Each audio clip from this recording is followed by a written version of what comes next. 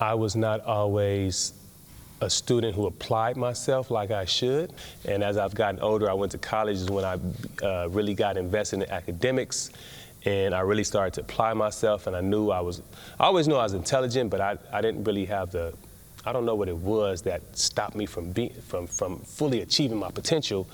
So I actually, when I got to that point, I got into education, and the first thing I became was a history teacher. I first got my credential in history because I understood the value of history and how history helped me understand who I was and my place in this world.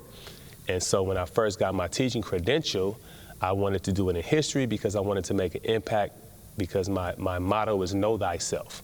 And I wanted children to understand and know themselves from a historical perspective, to know where they came from, to know how they're here, know your ancestry, know the different factors involved in pushing and pulling, migration, immigration, what brings people to and from different places, and how those cultures shape us and affect us and all those different things. And so when doing my own reflecting and understanding how I had became a certain person, and then the growth process that I had, I knew that if I could get into education, I would be able to help kids understand themselves and help them try to learn more about themselves.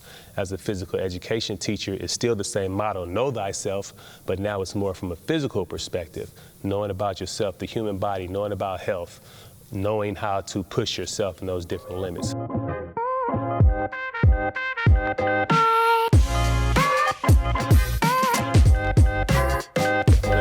Soto Johnson. I teach physical education. I've been here for over 12 years. No other school has Mr. Soto Johnson. Castlemont does. That's why you want to bring kids to Castlemont. Though I'm only one person, we have a great faculty. We have a lot of people of color on our faculty. I have a former teammate that he saw my staff, because I made a video for our staff, and he's like, man, y'all got a lot of black people on y'all staff. I wish I had to work with something like that. So we have a lot of people of color on our staff that allows us to have perspective on students coming in and knowing how to relate to what they're going through in their background or home life and those different types of things. We have a lot of great people here on this campus. This campus is a full community service school. So we have resources that I don't know if other schools have them because I'm not there, but I do know what we have, and we have a lot of resources, and we have a lot of resources right here. We have a children's hospital right next door. We have a lot of different psychiatrists, psychologists, and those different things that are here on campus. And here at Castlemont, you're gonna get people that really care about the students. The 9th grade team, because that's what I work on. The 9th grade team especially, those are all my coworkers. I love and trust all my coworkers, and I know that they want the best for all of our kids. I tell them pain is temporary. And I would say the same thing about a lot of these situations. A lot of these situations, the situation is temporary. It's not a permanent situation. And so we are here to help however we can. We can provide meals if needed. We can provide other types of support if needed. We have a lot of different types of support. We just need to know what kind of support is needed. We need people to just be open and honest and tell us what they're going through, and we can then help.